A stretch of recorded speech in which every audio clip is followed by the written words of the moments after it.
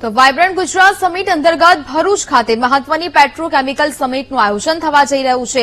23 ડિસેમ્બરે ભરૂચમાં યોજાનારી આ સમિટમાં મુખ્ય મહેમાન તરીકે સીએમ ભૂપેન્દ્ર પટેલ ઉપસ્થિત રહેશે।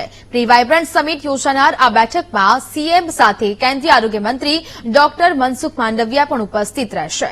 એટલું જ નહીં, સમિટમાં કેમિકલ ઇન્ડસ્ટ્રી સાથે જોડાયેલા ઉદ્યોગકારો ઉપસ્થિત રહેશે। તો સેમિનારમાં 34.73 હજાર કરોડના 7 કંપનીઓ દ્વારા એમઓયુ કરવામાં આવશે।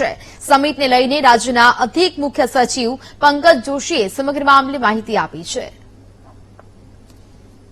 વાયબ્રન્ટ સમિટ છે એનું આયોજન ભરૂચ ખાતે કરવામાં આવ્યું છે।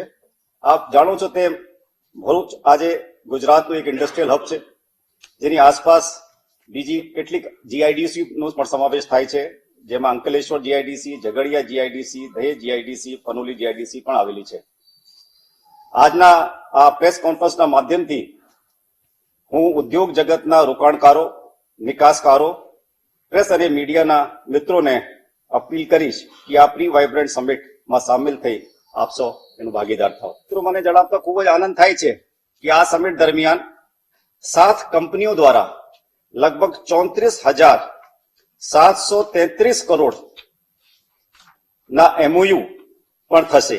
આ 7 કંપનીઓમાં જીએનએફસી, જીએસએફસી, પેટ્રોનેટ એલએનજી, દીપક ફર્ટિલાઇઝર અને ગુજરાત કેમિકલ પોર્ટ લિમિટેડ નો સમાવેશ થાય છે। એમાં ટેકનોલોજીની સીમાઓને આગળ ધપાવવા માટે એક મંચ તૈયાર કરવામાં આવ્યું છે, જે ચર્ચાઓ દ્વારા આ ક્ષેત્રને વધુને વધુ વિકાસ માટે પોલિસી મેકર્સ, સંશોધકો, એકેડેમિશિયન્સ અને આ ઉદ્યોગના નિષ્ણાંતોને એક સાથે લાવી વિચારોના આદાન પ્રદાન અને સહયોગને પ્રોત્સાહન આપવા જઈ રહ્યું છે, જે થકી આ અમૃતકાળમાં વેપાર અને રોજગારની વધુ તકો સર્જાશે, જેના થકી વિકસિત ભારત એટ 2047 નું સ્વપ્ન સાકાર થશે।